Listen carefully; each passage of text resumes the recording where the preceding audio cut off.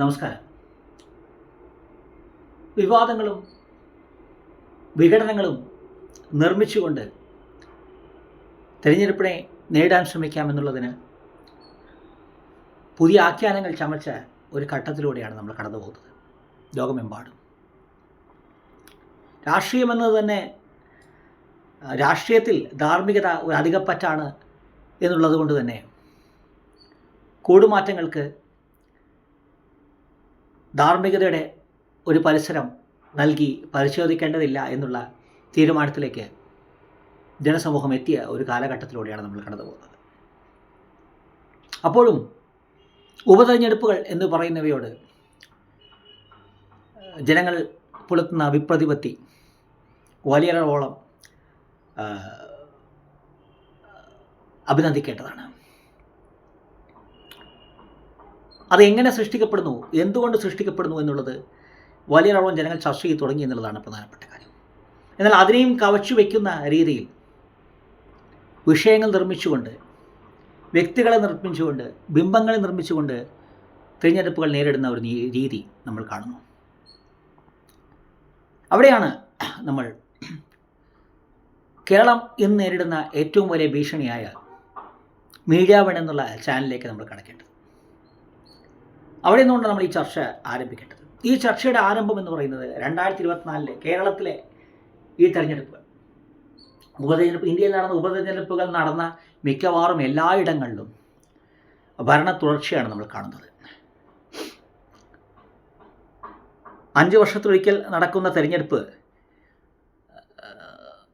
ഭരണമാറ്റത്തിന് ഉള്ളതാണെന്നുള്ളത് കൊണ്ട് തന്നെ ആ ഗൗരവം നമ്മൾ ഉപതെരഞ്ഞെടുപ്പുകൾക്ക് കൊടുക്കേണ്ടതില്ല എന്നുള്ളത് വളരെ ശ്രദ്ധയോടെ നമ്മൾ കാണേണ്ട ഒരു കാര്യമാണ്. അവിടെ നിന്നുകൊണ്ടാണ് നമ്മൾ നേരത്തെ പറഞ്ഞ കേരളത്തിലെ ഈ വർഷം നടന്ന തിരഞ്ഞെടുപ്പിൻ്റെ തുടക്കം എന്ന് പറയുന്നത് 2024 ലോക്സഭാ തിരഞ്ഞെടുപ്പാണ്. 2024 നമ്മളത് ചർച്ച ചെയ്തതാണ്. 2024 ലോക്സഭാ തിരഞ്ഞെടുപ്പിൽ കേരളത്തിൽ ഏറ്റവും അധികം നഷ്ടമുണ്ടായ രാഷ്ട്രീയ പ്രസ്ഥാനം എന്ന് പറയുന്നത് കമ്മ്യൂണിസ്റ്റ് പാർട്ടിയാണ്. ആ പരാജയത്തിന് ശേഷം അവർ നടത്തിയ ഒരു വിലയിരുത്തലിൽ ന്യൂനപക്ഷ പ്രീണനം, വിശേഷം ഇസ്ലാമിക ഭീകരവാദ സംഘടനകളുടെ പ്രീണനം, തങ്ങൾക്ക് നഷ്ടപ്പെടുത്തിയ വോട്ടുകളെക്കുറിച്ച് ഒരു വിലയിരുത്തലിലേക്ക് അവരെത്തുന്നു. ആ വിലയിരുത്തലിൻ്റെ തുടർച്ചയായി അവരെടുത്ത നടപടികളും അതിനെ പ്രതിരോധിക്കാൻ മീഡിയ വൺ എന്നുള്ള ചാനൽ, ജമാഅത്ത് ഇസ്ലാമിയുടെ മീഡിയ വൺ എന്ന ചാനൽ എടുത്ത നടപടികളെയുമാണ് നമ്മൾ ഇനി വിലയിരുത്തേണ്ടത്. കാരണം അവിടെ നിന്നുമാണ് ഈ തീരുമാനം ആരംഭിക്കുന്നത്. അതിൽ PV അൻവർ മുതൽ MA ഹരിദാസ് വരെയുള്ളവരുണ്ട്. നമ്മൾ മുമ്പ് പലവട്ടം പറഞ്ഞതുപോലെ മുസ്ലിം ഭൂരിപക്ഷ മേഖലയിലേക്ക് കടന്നു കയറാൻ 5ാം മന്ത്രിയെ നഷ്ടപ്പെട്ട മുസ്ലിം ലീഗ് ഉപയോഗിച്ച ഒരുപാട് വ്യക്തികളിൽ ഒരാൾ മാത്രമായിട്ടുള്ള ഷാഫി പറമ്പലിൻ്റെ പരിണാമം മുസ്ലിം രാഷ്ട്രീയത്തിനും അതുവഴി കേരള രാഷ്ട്രീയത്തിനും വരുത്തിയ അപജയം നമ്മൾ ചർച്ച ചെയ്തിരുന്നു. എന്നാൽ ഇവിടെ നമ്മൾ കടക്കുന്നത് കോൺഗ്രസ് രാഷ്ട്രീയത്തിലേക്കാണ്, മീഡിയ വൺ എന്നുള്ള മാധ്യമ സ്ഥാപനത്തിൻ്റെ രാഷ്ട്രീയത്തിലേക്കാണ്, അവരുടെ മതതീവ്രവാദ രാഷ്ട്രീയത്തിലേക്കാണ്. DGP ADGP അടക്കമുള്ള വിവാദങ്ങൾ നമ്മുടെ മുന്നിലൂടെ കടന്നുപോയി നമ്മൾ കാണുന്നുണ്ട്. അതിലെ ശരിതെറ്റുകളെല്ലാം അപ്പുറത്തേക്ക് മുസ്ലിം രാഷ്ട്രീയം, മുസ്ലിം സ്വത്വം എന്ന് പറയുന്നത് രൂപപ്പെടുത്തിയെടുക്കേണ്ടതുണ്ട് എന്നും കേന്ദ്രം ഭരിക്കുന്നത് BJP ആണ് എന്നുള്ളതും ഒരു ധാരണ, ഒരു ഭയം ന്യൂനപക്ഷങ്ങൾ സൃഷ്ടിച്ചുകൊണ്ട് അധികാരം പിടിക്കുക എന്നുള്ള ഒരു രാഷ്ട്രീയം മീഡിയ വൺ നേരിട്ട് ഏറ്റെടുക്കുന്നത് നമ്മൾ കാണുന്നത്. വിശേഷം കഴിഞ്ഞ 6 മാസങ്ങളായിട്ട് പാലസ്തീനും ഹമാസുമെല്ലാം BJPയെ സഹായിക്കുമെന്ന തിരിച്ചറിവിലേക്ക് അവർ എത്തുമ്പോൾ ആ തിരിച്ചറിവിലേക്ക് എത്തി മിതവാദത്തിലേക്ക് കടക്കാൻ മുസ്ലിം ലീഗ് അടക്കമുള്ള സംഘടന തീരുമാനിക്കുകയും BJPക്ക് ലോക്സഭാ തിരഞ്ഞെടുപ്പിൽ വലിയ തിരിച്ചടി നേരിടുകയും ചെയ്യുന്ന ഒരു ഘട്ടത്തിലാണ് പിണറായി വിജയൻ്റെ അല്ലെങ്കിൽ കമ്മ്യൂണിസ്റ്റ് പാർട്ടിയുടെ നയമാറ്റം ഉണ്ടാകുന്നത്. P ജയരാജൻ അടക്കമുള്ള ആളുകൾ ഇസ്ലാമിക തീവ്രവാദത്തിനെതിരെ പരസ്യമായി പ്രതികരിക്കാനുള്ള നിലപാടുകൾ എടുക്കുന്നത്. P ജയരാജൻ്റെ ആത്മകഥ കുറച്ച് വർഷങ്ങൾക്ക് മുമ്പ് തയ്യാറാക്കിയതാണെങ്കിൽ പോലും അവിടെ നിന്നാണ് നമ്മൾ ഈ ചർച്ച ആരംഭിക്കുന്നത്. ഇതിലേറ്റവും പ്രധാനപ്പെട്ട കാര്യം ചേലക്കര ഉപതെരഞ്ഞെടുപ്പാണ്.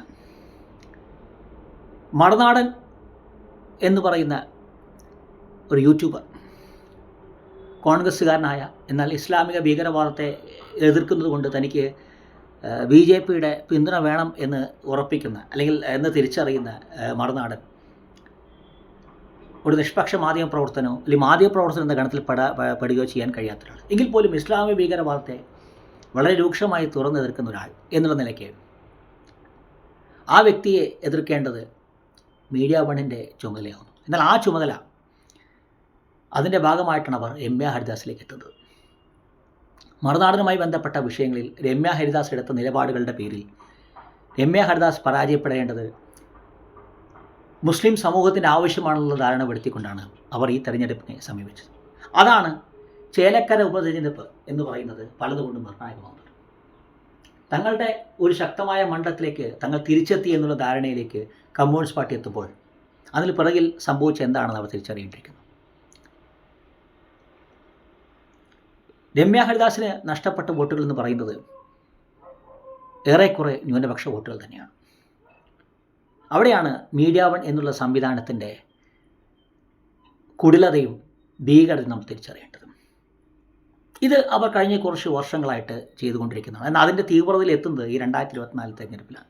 ചേലക്കര ഉപതെരഞ്ഞെടുപ്പ് പലതുകൊണ്ടും വളരെ നിർണായകമായിട്ടുള്ള തെരഞ്ഞെടുപ്പാണ്.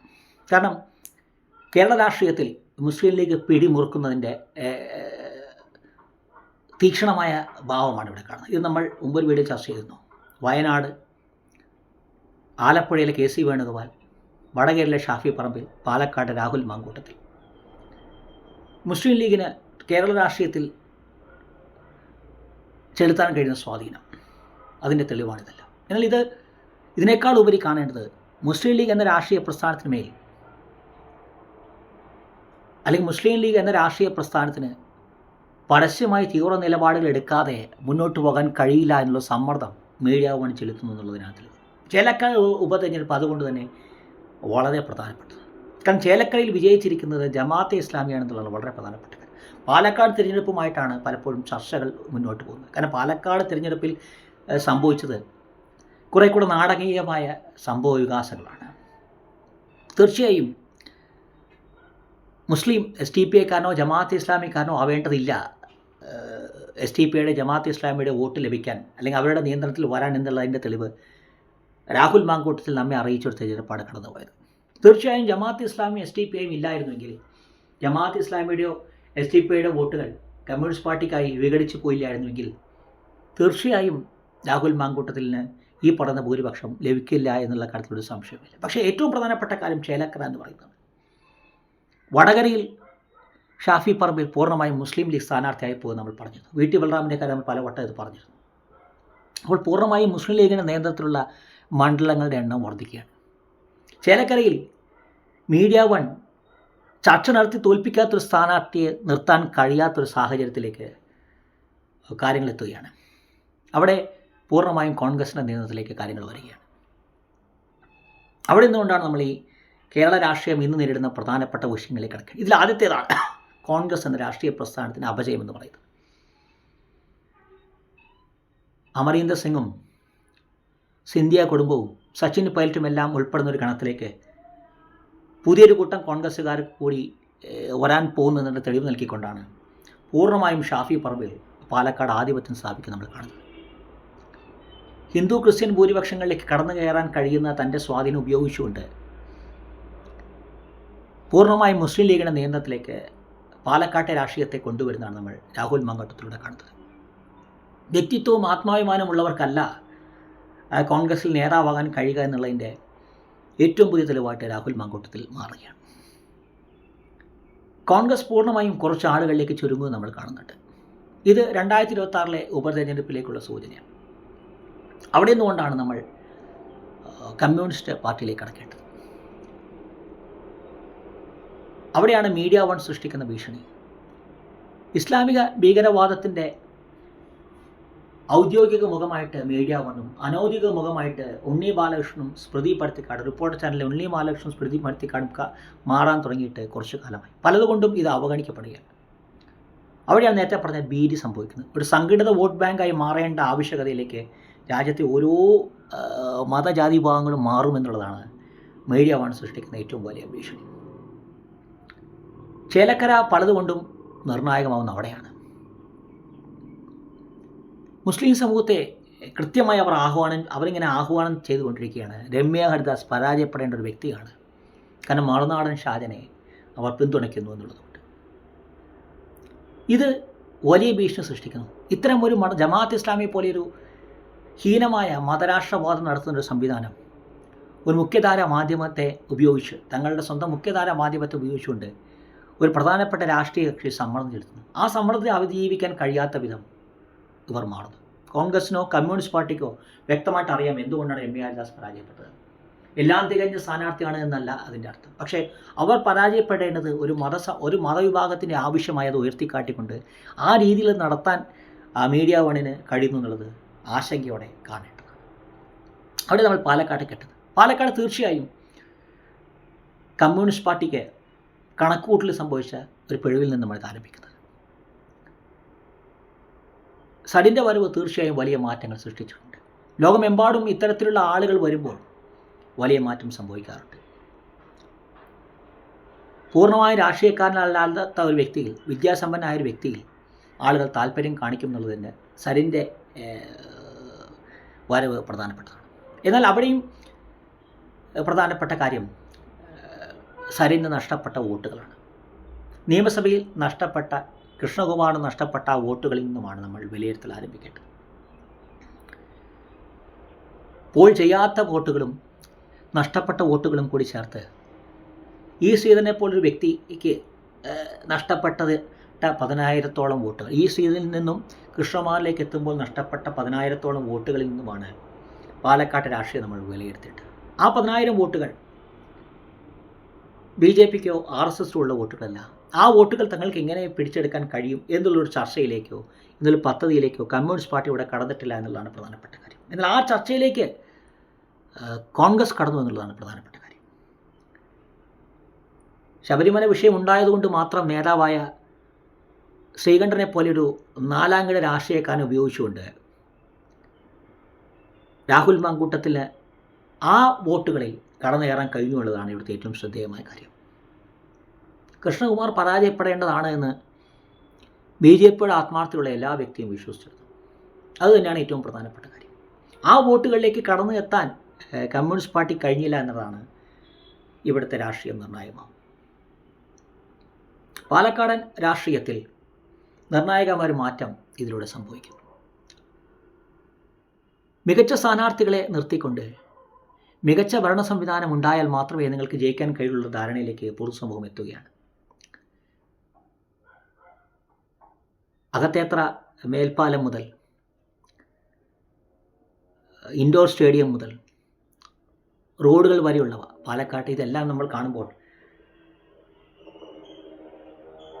എങ്ങനെ ഇത്ര അധികം വോട്ടിംഗ് ശതമാനം കൂടി എന്നുള്ളൊരു അനുമാനത്തിലേക്കാണ് നമ്മളെത്തുക. അതുകൊണ്ട് തന്നെ നിഷ്പക്ഷമായ വോട്ടുകളിലേക്ക് BJPക്ക് കടന്നു ചെല്ലാൻ കഴിയില്ല എന്നുള്ളത് ഉറപ്പായിരുന്നു. ആ വോട്ടുകളിലേക്ക് എങ്ങനെ കടന്നു ചെല്ലാൻ കഴിയുമെന്നുള്ള പദ്ധതി തയ്യാറാക്കാൻ CPMന് കഴിഞ്ഞില്ല. പലപ്പോഴും സരിനുണ്ടാക്കിയൊരു തരംഗം അവർക്ക് ഉപയോഗിക്കാൻ കഴിഞ്ഞില്ല എന്നതാണ് പ്രധാനപ്പെട്ട കാര്യം. കൂറുമാറ്റം, സ്ഥാനമാറ്റം ഒരു അയോഗ്യതയായിട്ട് കണക്കാക്കാൻ കഴിയാത്ത രീതിയിലേക്ക് നമ്മുടെ മാനസികാവസ്ഥ എത്തിയിട്ടുണ്ട്. അവിടെയാണ് നേരത്തെ പറഞ്ഞ കോൺഗ്രസ് രാഷ്ട്രീയവും നിർണായകമാകുന്നത്. കുറച്ച് വ്യക്തികളിലേക്ക് ഒരു രാഷ്ട്രീയ പ്രസ്ഥാനം തുടങ്ങും. ആ വ്യക്തി ഒരു മതത്തിൻ്റെ പ്രതിനിധിയായി മാത്രം മാറുന്നു. അതാണ് ഷാഫി പറമ്പിലൂടെ സംഭവിക്കുന്നത്. എന്നാൽ കമ്മ്യൂണിസ്റ്റ് പാർട്ടിയെ സംബന്ധിച്ചിടത്തോളം കൂടുതൽ വോട്ടുകളിലേക്ക് കടന്നു ചെല്ലാനൊരു അവസരമായിട്ട് ഈ തെരഞ്ഞെടുപ്പ് മാറുമെന്നുള്ളതാണ് പ്രധാനപ്പെട്ട കാര്യം. മൂന്നാമത്തേതാണ് BJP എന്ന് പറയുന്ന രാഷ്ട്രീയ പ്രസ്ഥാനം. കേരളത്തിലെ BJP വലിയ പൊളിച്ചെഴുത്തലുകൾക്ക് വിധേയമാകാൻ പോകുന്ന ഒരു തെരഞ്ഞെടുപ്പാണ് കടന്നു പോകുന്നത്. ഒരുപക്ഷെ ഖുഷ്ബുവിനെ പോലെയുള്ള ആളുകളെയൊക്കെ ഇറക്കിക്കൊണ്ട് പാലക്കാട് മണ്ഡലത്തിലേക്ക് തിരിച്ചു വരാൻ BJP ശ്രമിച്ചേക്കുമെന്നുള്ള കാര്യത്തിൽ സംശയമില്ല. വനിതാ വോട്ടർമാരിലേക്ക്, പുതിയ വോട്ടർമാരിലേക്ക്, ക്രിസ്ത്യൻ വോട്ടർമാരിലേക്ക്, നിഷ്പക്ഷ വോട്ടർമാരിലേക്ക് അതോടെ വളരെ എളുപ്പം കടന്നു കയറാൻ BJPക്ക് കഴിയും. ഇതുകൂടി കണക്കിലെടുത്തുകൊണ്ടുള്ള ഒരു പദ്ധതിയിലേക്കാണ് കോൺഗ്രസും CPMും കടക്കേണ്ടത്. പൂർണ്ണമായും ജമാഅത്ത് ഇസ്ലാമിയിലേക്കും SDPയിലേക്കും ലീഗിലേക്കും ചുരുങ്ങുന്ന കോൺഗ്രസ്സിന് മുമ്പ് പറഞ്ഞ പോലെ ജോർജ് കുര്യനും ഷോൺ ജോർജുമൊക്കെ എത്തിയതോടെ പ്രസക്തി നഷ്ടപ്പെട്ട കെ എം മാണിയുടെ അടക്കമുള്ള പാർട്ടിയെ എത്രമാത്രം പിടിച്ചു നിർത്താൻ കഴിയും എന്നുള്ളത് പ്രധാനപ്പെട്ട കാര്യം. അവിടേക്ക് മുനമ്പം അടക്കം ഉള്ള വിഷയം കൂടി എത്തുന്നതോടെ കുറേ കൂടി സങ്കീർണമാവുക. പാലക്കാട്ടെ നഷ്ടപ്പെട്ട വോട്ടുകൾ, കൂടിപ്പോയ വോട്ടുകൾ, ഇതെല്ലാം പലതുകൊണ്ടും നമ്മൾ ചർച്ച ചെയ്യേണ്ടതാണ്.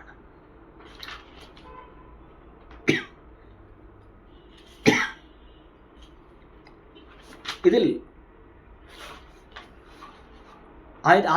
ആദ്യം സംഭവിച്ചത് മുസ്ലിം വോട്ടുകളുടെ ഏകീകരണമാണ്.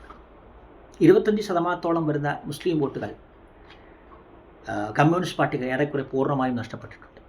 ആ വോട്ടുകളിലേക്ക് എത്താനുള്ള ഒരു പദ്ധതിയിലേക്ക് കമ്മ്യൂണിസ്റ്റ് പാർട്ടി കടക്കുകയാണെങ്കിൽ അത് കൂടുതൽ തീവ്രമായ വലതുപക്ഷ ഏകീകരണത്തിന് വഴിവെക്കും. പുതിയ വോട്ടർമാർ വന്നിട്ടും വോട്ടിംഗ് ശതമാനം കൂടിയില്ല എന്നുള്ളത് ഒന്ന് ഉപതെരഞ്ഞെടുപ്പുകളോടുള്ള താല്പര്യക്കുറവ്, രണ്ടാമത്തേത് മികച്ച സ്ഥാനാർത്ഥികൾ നിർബന്ധമാണ് എന്നുള്ള ധാരണയാണ്.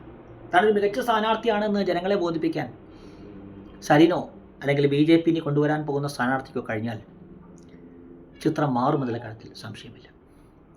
എത്രമാത്രം കമ്മ്യൂണിസ്റ്റ് വോട്ടുകൾ, എത്രമാത്രം മുസ്ലിം വോട്ടുകൾ, കമ്മ്യൂണിസ്റ്റ് പാർട്ടിക്ക് വേണ്ടി മുസ്ലിം വോട്ടുകൾ എത്രമാത്രം നഷ്ടപ്പെട്ടു എന്നുള്ള ധാരണയിലേക്ക് CPM എത്താൻ കഴിഞ്ഞാൽ കുറേ കൂടി വ്യക്തമായ ചിത്രം 2026 ലഭിക്കും.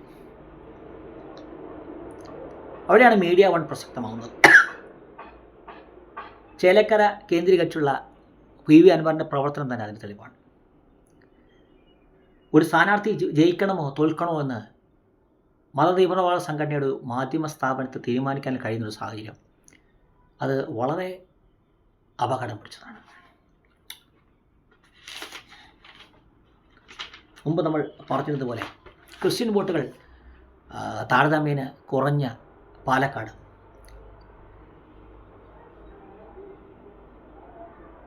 ഉപതെരഞ്ഞെടുപ്പിൻ്റെ സാഹചര്യവുമെല്ലാം മുനമ്പവുമെല്ലാം വലിയ അളവോളം ആളുകളുടെ ആവേശത്തെ കുറച്ചിട്ടുണ്ട്.